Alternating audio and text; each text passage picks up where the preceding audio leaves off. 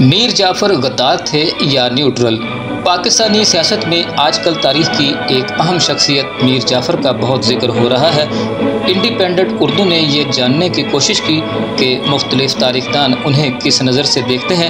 اس پر حسنین جمال نے ایک تحریر مرتب کی اور تاریخ کے جھروکے سے ماضی میں جھانکنے کی کوشش کی، جسے ناظرین کی نظر کیا جا رہا ہے۔ 1691 کو دہلی میں پیدا ہونے والے میر جعفر ذات کے سید تھے۔ ان کے والد کا نام سید احمد نجفی تھا اور دادا سید حسین طباطبائی تھے، جو نجف سے عراق آ کر آباد ہوئے۔ یہ خاندان اورنگزیب عالمگیر کی دعوت پر 1675 میں ہندوستان آ کر آباد ہوا۔ طباطبائی مغل دربار میں قاضی تھے اور انہوں نے اورنگزیب عالمگیر کی بھانجی سے شادی کی۔ میر جعفر کی پھوپھی اور طباطبائی کی بیٹی بیگم شرف النساء نواب بنگال علی وردی خان کی بیوی تھیں۔ علی وردی خان ہی کے زمانے میں میر جعفر بنگال آئے۔ ہمایوں مرزا کی کتاب کے مطابق 1740 میں جب سابق نواب کا تخت الٹا گیا اور علی وردی نواب بنے تو میر جعفر نے اس کام میں ان کی بہت مدد کی۔ سپاہ سالاری کے دور میں میر جعفر نے مرہٹوں کے خلاف جنگ میں بھی کامیابی حاصل کی۔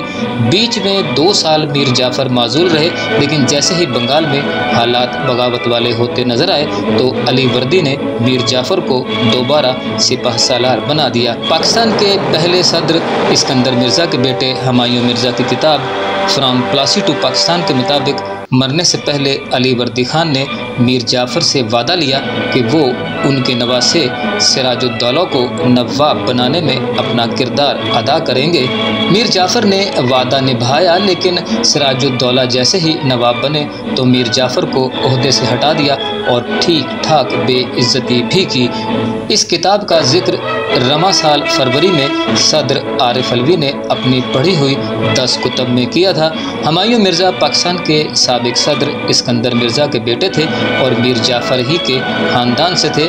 نواب سراج الدولہ اپریل 1756 میں جب بنگال کے نواب بنے تو ان کی عمر 23 سال تھی اور علی وردی خان کے بعد وہ بنگال کے آخری نواب ثابت ہوئے۔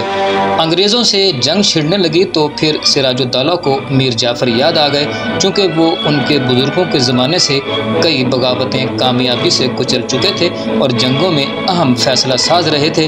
سراج الدولہ چاروں طرف سے سازشوں کے خوف میں مبتلا تھے اور میر جعفر پہ انہیں اعتبار بھی نہیں تھا۔ میر جعفر نے انگریزوں کو یہ تک لکھا کہ جب میں نواب کے پاس جاتا ہوں تو مجھے قتل ہونے کا خوف ہوتا ہے۔ بعد میں میر جعفر پھر بغاوت کے الزام میں ملوث ہونے کے بعد قلعہ بند ہو گئے اور میر مدن نامی نائب سپاہ سالار نے سراج الدولہ کی فوجی کمان سنبھالی۔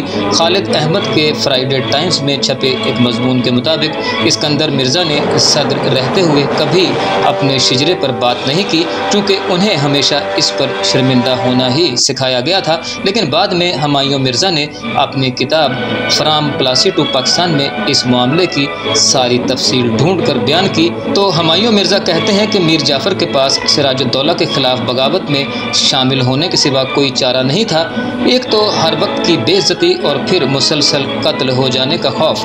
ولیم ڈیل رمپل اور ہمایوں مرزا کے مطابق میر جعفر نے پلاسی کی جنگ سے 3 دن پہلے انگریزوں کو خط لکھا کہ چاہے انگریز جیتیں یا سراج الدولہ وہ نیوٹرل رہیں گے۔ اب جنگ شروع ہوئی۔ مین کمانڈ میر مدن کے پاس تھی، باقی اتحادی کمانڈرز میں میر جعفر بھی شامل تھے۔ پہلے تو فوجیوں نے بڑھنے سے انکار کیا کیونکہ ان کو تنخواہیں نہیں ملی تھیں، وہیں معاملہ کلیئر ہونے اور پیسے دینے کے بعد فوجیں بڑھیں۔ جنگ شروع ہوئی تو سراج الدولہ خود جنگ میں شریک بھی نہیں ہوئے۔ بیچ جنگ میں بارش شروع ہو گئی۔ یہ سمجھے کہ گوروں کی توپیں اور اسلحہ بھیگ گیا ہوگا، انہوں نے چڑھ کر حملہ کیا، لیکن انگریزوں نے ترپالیں ڈال کر سب کچھ چلنے کے قابل رکھا ہوا تھا۔ میر مدن مارے گئے۔ باقی سالاروں کو سراج الدولہ نے کافی مشوروں کے بعد پسپائی کا حکم دیا۔ جب انگریز حملہ آور ہوئے تو سراج الدولہ میدان سے فرار ہو گئے۔ میر جعفر اور ان کی فوج جنگ میں حصہ نہ لینے سے محفوظ رہی۔ مورخ ولیم ڈیل رمپل کے مطابق میر جعفر صرف ایک ایسا چہرہ تھے جو سامنے تھا، ورنہ پیچھے کئی درباری اور نواب سراج الدولہ کے اہم عہدیدار موجود تھے۔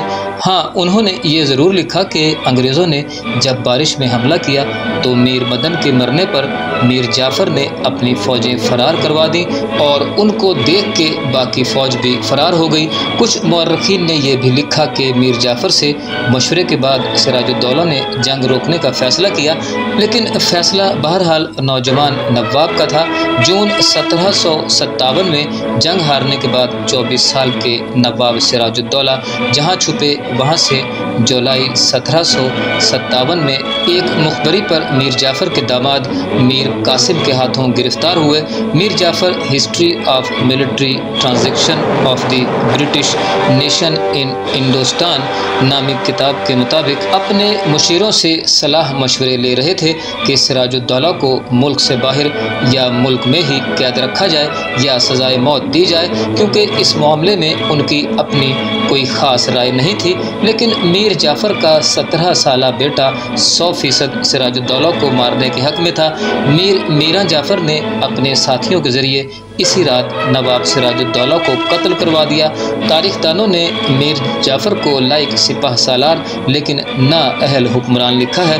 میر جعفر کو جنگ پلاسی کے بعد انگریزوں نے حکمران بنایا، لیکن بہت جلد انہیں انگریزوں سے میر جعفر کو دی اولڈ فول اور ان کے بیٹے میرا کو the worth less young dog کا خطاب ملا اور بنگال کی سلطنت تیزی سے رو بزوال ہونے لگی۔ 5 فروری 1765 کو میر جعفر کا انتقال ہوا۔ ان کی تینوں بیویوں شاہ خانم، ببو بیگم اور راحت النساء بیگم نے ان کے بعد وفات پائی۔ تاریخ میں ان کی موت کے وقت 12 بیٹوں اور بیٹیوں کا ذکر ملتا ہے، جبکہ میر میرا ان کی زندگی میں ہی اپنی انتقامی پالیسیوں کے باعث قتل ہو چکے تھے۔ انگریز اس جنگ کے بعد 180 برس تک ہندوستان پر حکمران رہے۔ علامہ اقبال نے اپنے ایک شعر میں بھی اسی جانب اشارہ کیا تھا اور ان کا یہ اشارہ بہرحال میر جعفر کی غداری پر مہر لگانے کے مترادف قرار پایا۔ علامہ سر ڈاکٹر محمد اقبال نے کہا، جعفر از بنگالو صادق از دکن، ننگے ملت ننگے دین ننگے وطن۔ میر جعفر کو غدار اس لیے کہا جاتا ہے کیونکہ انہوں نے سپہ سالاری سے معزول ہونے کے بعد اپنے حکمران کے خلاف انگریزوں سے مدد مانگی اور اس کے بدلے دوسرے کئی مقامی سرداروں کے تعاون سے انہیں ایک تگڑی رقم کی آفر دی۔ حکمران میں خود کیا کمزوریاں تھیں؟ سلطنت کے فوجی صرف پیسے کے لیے لڑتے تھے یا وفادار تھے؟ حکمرانی کی جنگ میں کیا اس سے پہلے اور بعد میں یہ سب کچھ نہیں ہوا؟ یہ سب وہ سوالات ہیں جن کا جواب تاریخ کی کتابوں میں بآسانی ڈھونڈا جا سکتا ہے۔